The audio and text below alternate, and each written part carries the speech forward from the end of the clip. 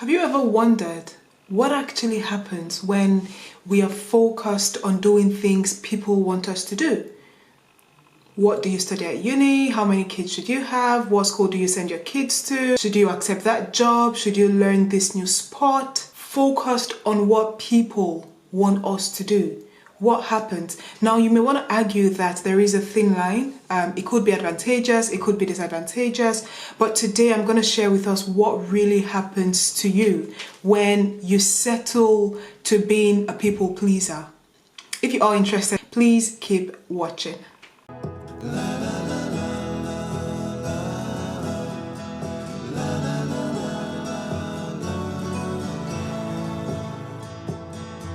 Hi everyone, thank you so much for tuning in. This is your girl Grace with the Grit. I film about faith and I inspire people to be more productive. Today we're talking about the effect of being a people pleaser.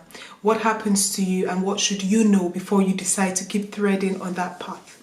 The first thing I want us to realize is that if you focus your energy and your time on only doing what people expect you to do, number one is you tend to lack authenticity. Yeah, you lack originality because guess what? That idea was not yours. That decision, that project, that vision is not yours.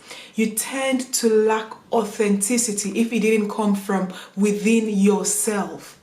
Now, what is it you're doing at this stage of your life? And you're there because mom wants you to be there, dad asks you to be there, your husband would like you at that position, your boss thinks you should be where you are right now, and therefore you are there. Again, don't get me wrong, it is not completely wrong to do what your loved ones want of you. However, if you find yourself wallowing in the imaginations of people around you, you will lack authenticity. Because you are just an image, you are just a copy of what they expect of you. That is not the real you, that is not all of you. Okay, so this is very important. Are you a people pleaser? You may feel like, personally growing up, I used to always say, I like when I'm given instructions. Because that was the easy way around. Instead of making decisions by myself, it was like, I would just wait for someone else to make all the decisions, tell me what to do, and I would do it. I was that child who used to think that was the best way forward because it was the easy way. However, growing up, you realize that you would need to make firm decisions by yourself. You would need to get to that place in life where you choose which way to go, where you decide what step to take next. Okay, so that is the first thing. If you decide, I'm not sure what age you are watching this, I'm not sure where you're located, what stage of your life you're at. However, you want to come out of that box of only doing what people want you to do. Because the more you remain there, the more you are a copy of what you actually want to be, the more you're simply recreating their imagination. So to be honest, this list is actually inexhaustible, but then I'm going to give us two more reasons. I'm going to have 3 reasons for us today. The second reason is that the more you tend to please people, the more you lack joy and satisfaction. Now, if you have a job or you have a business, if you're doing something that actually gets you earning money with your own sweat, you would realize that there is this satisfaction that comes with getting a reward of your hard work. Okay, there is this satisfaction. I worked for it. Yes, I made the decision. I sold my good. I convinced them to purchase this product.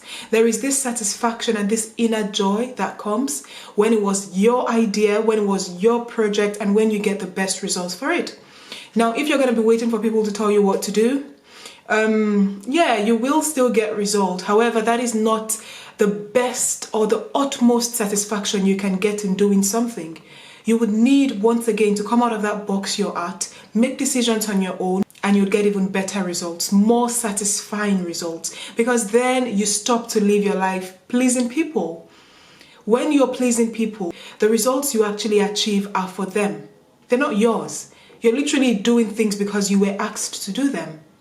Okay, so those are the first 2. The third point I have for us today is that the more we focus on pleasing people, the more we have a shallow mindset. You tend to lack depth. You're not deep. Whenever you take decisions, whenever you have it's not even your vision in the first place. It's not your project. It was given to you by someone, right? When someone actually hands over something that is not yours to you and they're forcing you to do that thing, if you do not buy their vision, you will not push to get the best results. So then you lack depth. That is not the best you can actually do. You can do better than where you're at the moment. You can either choose to buy that person's vision 100% and then do it, or you can have your own vision from scratch, and that would force you to push through. Okay, that would force you to actually push through and scale and come out victorious. So pretty much that is what I had to share with us today. The more we please people, it gives us a shallow mindset. You make decisions that are very ordinary because you don't really care. You just want to get rid of this step you're at. You just want to, give results to whomever gave you the workload to do. It's not really because you care, if that makes sense. Okay, so you need to get up, get on your feet, in your mind and make decisions coming from your heart, from yourself and for yourself. Okay, so pretty much that is it. Thank you so much. If you've watched up until here and you did enjoy this video, please make sure to like and share.